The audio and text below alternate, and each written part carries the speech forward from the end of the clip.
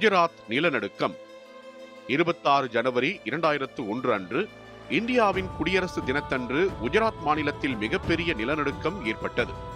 இதன் மையப்பகுதி கட்ச் மாவட்டத்தின் பூஜ் அருகே இருந்தது. இந்த நிலநடுக்கம் நாட்டையே அதிர்ச்சியில் ஆழ்த்தியது.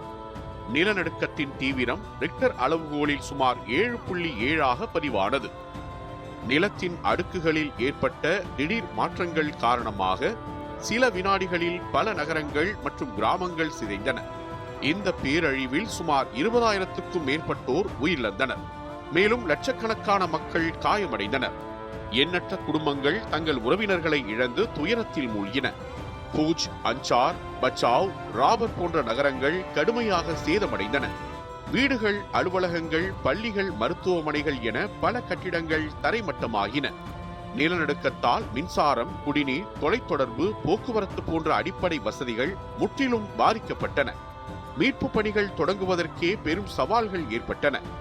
இந்திய அரசு, மாநில அரசு, ராணுவம், தேசிய பேரிடர் மீட்பு குழுக்கள் மற்றும் தன்னார்வ அமைப்புகள் உடனடியாக மீட்பு பணிகளில் ஈடுபட்டன. இடிபாடுகளுக்குள் சிக்கியவர்களை உயிருடன் மீட்பதற்காக பகலிரவு பாராமல் பணியாற்றினர். பல நாடுகள் இந்தியாவுக்கு உதவி வழங்கின. சர்வதேச நிவாரண குழுக்கள், மருத்துவ உதவிகள், உணவு மற்றும் தங்குமிடம் போன்ற உதவிகள் குஜராத் மக்களுக்கு சென்றடைந்தன. இந்த நிலநடுக்கம் இந்தியாவில் பேரிடர் மேலாண்மை குறித்த விழிப்புணர்வை அதிகரித்தது. கட்டிட வடிவமைப்பில் நிலநடுக்கத்திற்கு தாங்கும் தொழில்நுட்பங்களின் அவசியம் வலியுறுத்தப்பட்டது. பின்னர் குஜராத் மாநிலத்தில் மறுசீரமைப்பு பணிகள் வேகமாக நடைபெற்றன. புதிய வீடுகள், சாலைகள், பள்ளிகள் மற்றும் மருத்துவமனைகள் திட்டமிட்டு மீண்டும் கட்டப்பட்டன.